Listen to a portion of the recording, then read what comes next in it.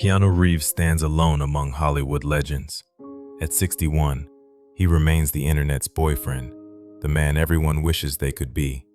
Humble, kind, generous beyond measure. But behind that gentle smile and those thoughtful eyes lies a truth that might shock you. The man who bent reality as Neo, who survived impossible odds as John Wick, is now facing his greatest enemy yet, his own body. And the battle isn't going well. Just months ago, Keanu made a confession that sent shockwaves through his fan base. "My heart wants John Wick 5, but I don't know if my knees can do it." Those weren't the words of an actor negotiating a contract. They were the quiet admission of a warrior whose armor is finally cracking. The recent injury that left him hobbling off the set of Good Fortune wasn't just bad luck. It was the inevitable result of decades spent sacrificing his body for our entertainment. What you're about to discover isn't just another celebrity health scare.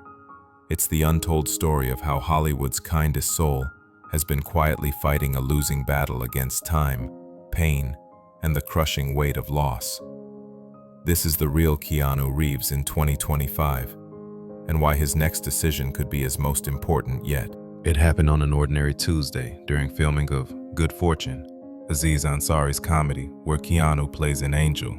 How's that for cruel irony? After wrapping a scene in the cold plunge with Ansari and Seth Rogen, Keanu was doing what he calls the cold shuffle when his foot caught in the carpet. The fall sent a sound through the trailer that everyone heard, his kneecap cracking like a potato chip. Most actors would have called it a day, maybe even shut down production. Not Keanu. Despite the fractured kneecap, he powered through filming the majority of the remaining scenes.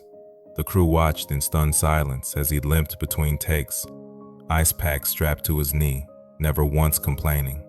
But this wasn't heroic. It was heartbreaking evidence of a man who's forgotten how to put himself first. When CBS News asked about John Wick 5, his response wasn't about money or schedules. It was raw honesty. His 60-year-old body might not handle another action-packed ride. For the first time in his career, Keanu Reeves publicly admitted what fans feared most. He's not invincible. The man who made us believe one person could take on armies is losing the war against his own limitations. The Good Fortune injury wasn't an isolated incident.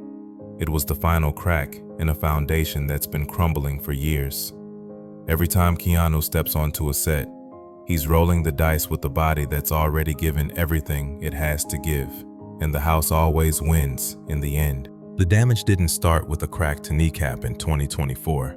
It began in 1999 when Keanu transformed himself into Neo. While audiences marveled at bullet-time sequences and gravity-defying stunts, Keanu was quietly destroying his spine. The Matrix demanded more than acting. It required complete physical reconstruction.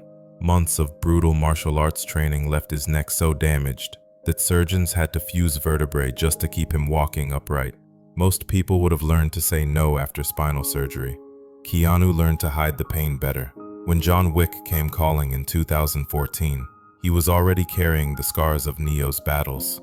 But Hollywood's most dedicated performer dove headfirst into even more punishing preparations. Hours at shooting ranges until his hands cramped. Jiu-jitsu sessions that left his knees screaming, tactical driving courses that rattled every bone in his body. By John Wick Chapter 4, the toll was undeniable. Watch closely in those final scenes. You'll catch glimpses of a man fighting two battles, one against the fictional assassins on screen, another against the very real agony in his joints. Stunt coordinators begged him to use body doubles. Keanu refused, every time. "I never wanted to let the audience down," he'd later confess, as if disappointing strangers was worse than crippling himself. The irony cuts deep. Keanu Reeves became a legend by playing indestructible characters, while systematically destroying the only body he'll ever have. Every cheer from the audience was paid for with cartilage that won't regenerate, tendons that won't heal, and joints that remember every impact. At 61, he's not just aging, he's collapsing under the weight of his own dedication. October 31st, 1993. While the world celebrated Halloween, Keanu Reeves received the phone call that would haunt him forever. River Phoenix, his closest friend, his chosen brother, had collapsed outside the Viper Room. At 23, River was gone, leaving behind nothing but questions and a grief so profound that Keanu still can't speak about it without his voice breaking. River wasn't just a co-star from My Own Private Idaho. He was the family Keanu never had growing up. Two damaged souls from broken homes who found in each other what the world had denied them: unconditional acceptance. River's death by overdose didn't just end a friendship. It confirmed Keanu's darkest fear, that everyone he dares to love will eventually leave him. The pattern would repeat with devastating precision. In 1999, Keanu thought he'd finally found his chance at redemption.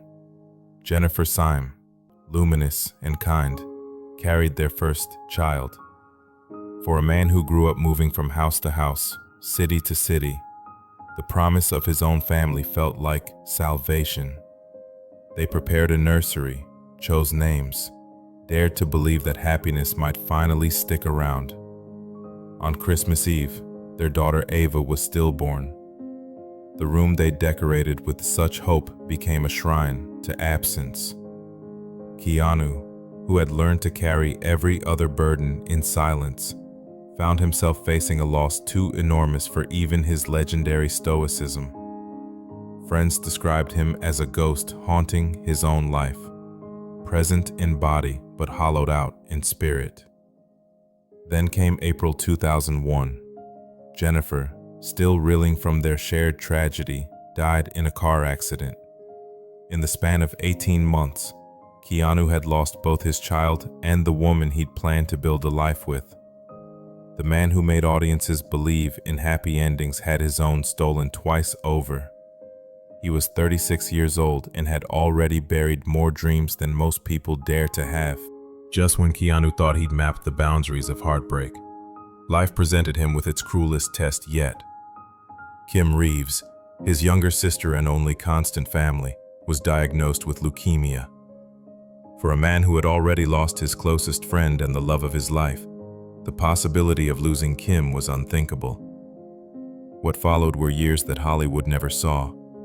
While fans celebrated Neo's victories and John Wick's vengeance, Keanu was living a different kind of story entirely. Hospital corridors became more familiar than movie sets. The smell of antiseptic replaced the scent of stage lights. He bought a house in Los Angeles specifically so Kim would never feel alone during treatment, rearranging his entire career around her chemotherapy schedule. The contrast was almost unbearable. On red carpets, photographers captured Keanu's composed exterior. In hospital waiting rooms, he was just another terrified sibling, watching someone he loved fight for her life while feeling utterly powerless to help. All the money, all the fame, all the resources in the world couldn't take the poison out of her blood or the fear out of his heart. Kim survived, eventually reaching remission. But Keanu emerged from those years fundamentally changed. The helplessness he'd felt watching her suffer led to something extraordinary: a private foundation dedicated to children's hospitals and cancer research. No press releases, no naming rights, no celebrity photo ops, just millions of dollars quietly donated by a man who understood that the worst battles are fought in rooms the public never sees. The foundation remains one of Hollywood's best-kept secrets, a testament to Keanu's belief that true generosity asks for nothing in return. But it also represents something darker, the way trauma had taught him that love and loss are always intertwined, that caring for someone means accepting they might be taken from you. From the deep connections he craves, he's mastered the art of giving without taking, of caring without being cared for in return. Physical therapy has replaced martial arts training in his daily routine. Swimming replaces running. Gentle stretches replace punishing workouts. It's not surrender, it's adaptation, the same quality that helped him survive childhood trauma and Hollywood rejection. But accepting limitations feels foreign to a man who spent decades ignoring them. The projects he chooses now reflect this new reality.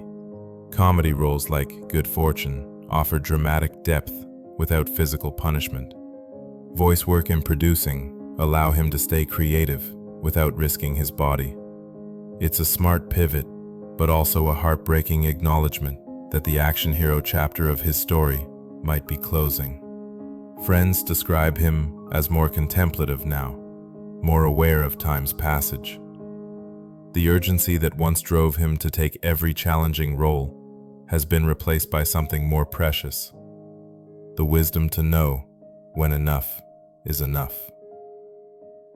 At 61, Keanu Reeves is learning the hardest lesson of all: that legends are mortal, and even the strongest bodies have expiration dates. As 2025 unfolds, Keanu Reeves faces a decision that will define not just his career, but his survival. Does he answer the call for John Wick 5, knowing it might be the role that finally breaks him? Or does he walk away from the character that revived his career, protecting the body that's already given everything? The question isn't really about movies.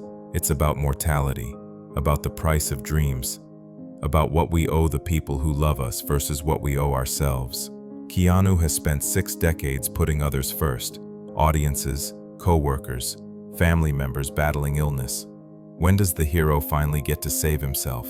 Whatever choice he makes, one truth remains: Keanu Reeves has already given us more than any audience deserves.